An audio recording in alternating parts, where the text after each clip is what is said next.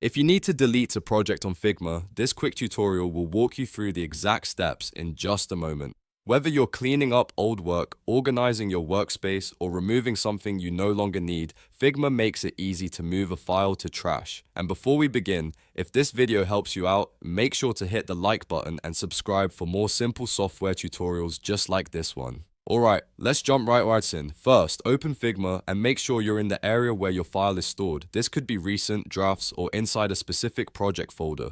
Figma organizes files in different locations, so the first thing you want to do is find the project or file that you want to delete. Once you've located it, hover over the file and right-click on it.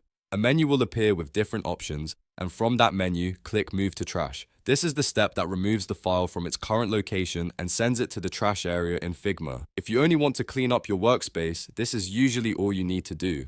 After clicking Move to Trash, the file will no longer appear in that folder or project list, and it will be stored in trash instead. That means it's no longer active, but depending on your account settings, it may still be recoverable for a period of time before it is permanently deleted. So if you made a mistake, don't panic right away, just check your trash or deletion settings if needed. One important thing to remember is that if you are working in a shared team project, you may need the correct permissions to remove files.